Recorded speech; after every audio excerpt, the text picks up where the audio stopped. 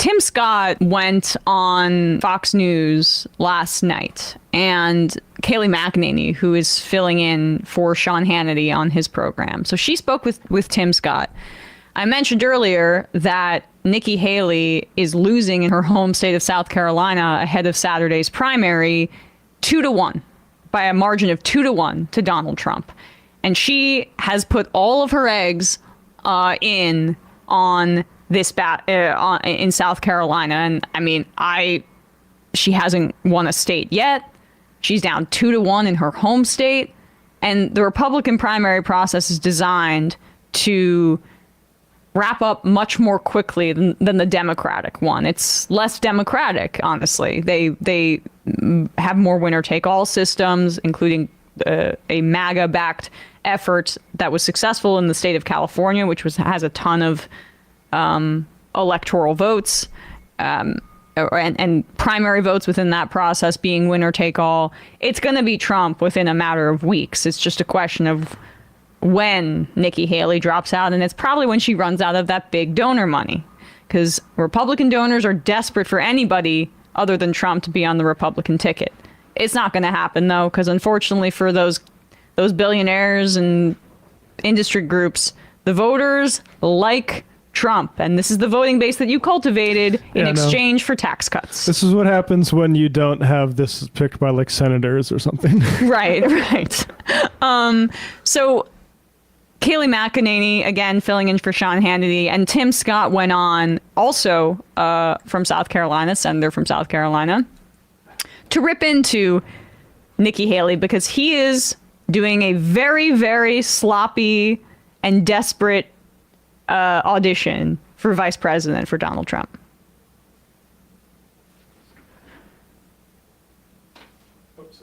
One sec, getting up the audio here. Last point, foreign policy. We actually were experiencing world peace under Donald Trump. Ukraine, no war, no incursion. The Middle East, Israel, safer. The Indo-Pacific, China was not looking at Taiwan.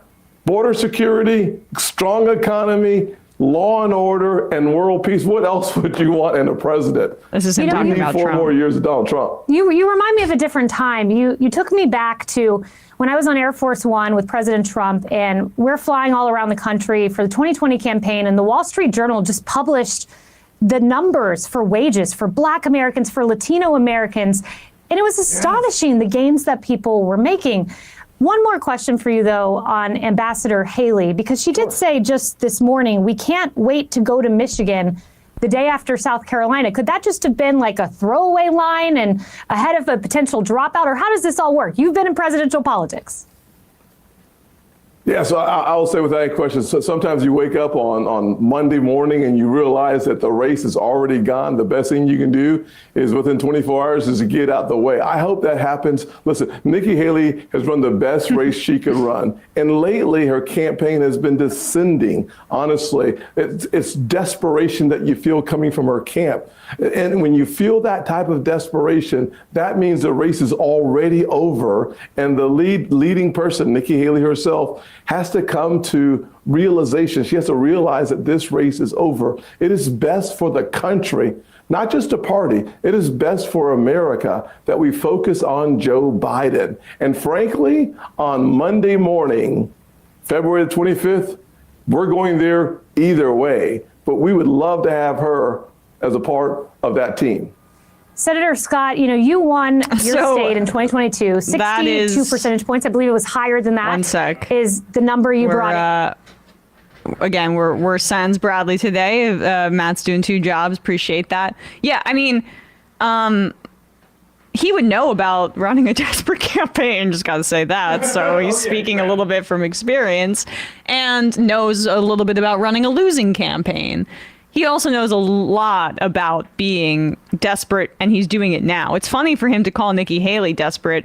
I don't know who's more desperate. I would probably say Tim Scott, the guy who took out a full Washington Post article, provided the Washington Post with photographic evidence that he has a girlfriend, proposing to her after a year of dating. They met at, quote, Bible study, and it was after many, many years and rumors and speculation about Tim Scott not having a significant other for all that time, coincidentally coincided Just with in time. his presidential run. There he is. It's out of nowhere, right? I mean, gosh, it's so hard to figure out what his calculation could have been. And now that he's dropped out of the race, he's just incredibly boring and brought nothing to the table. He's doing his best to be VP. And like, Who would you rather work for if you're a GOP staffer? who would I rather work for, Tim Scott or Nikki Haley? Yeah, if you're looking at your career prospects. I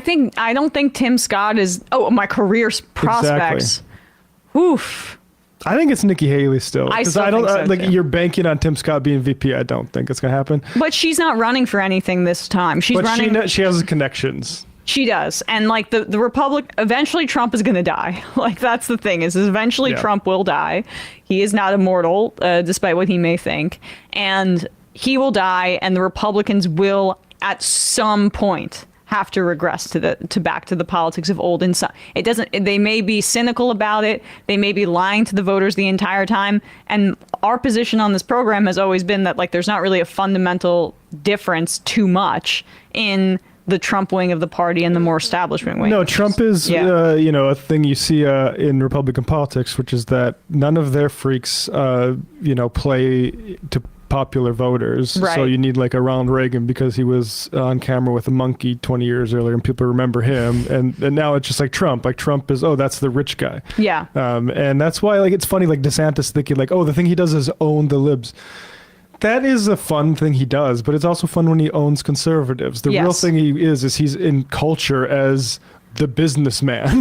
Yeah. And right. good luck recreating that. Like you need Mark Cuban to do that. Like, the business guy thing, Trump's always going to have a certain base of support that's going to come out for him in the polls. It's about expanding it. And I think that's why the Biden team feels confident, despite every red flashing indicator saying Biden would be a bad candidate to go up against Trump at this point. Well, that's a problem Trump has is like he's no longer the guy that rappers mention when they need some like to mention a generic rich guy. He's the right wing president that everyone hated, and that the coup orchestrator. Right. So that's the baggage that he has. Biden has the baggage and the advantage of being an incumbent. But gauging by poll numbers, the baggage is outweighing that the incumbency advantage.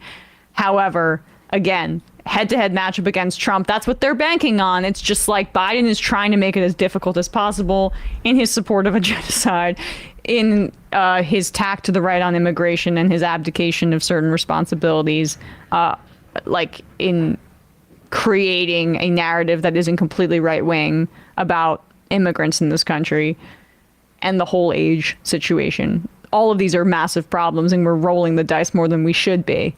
But that's the logic that he's operating under.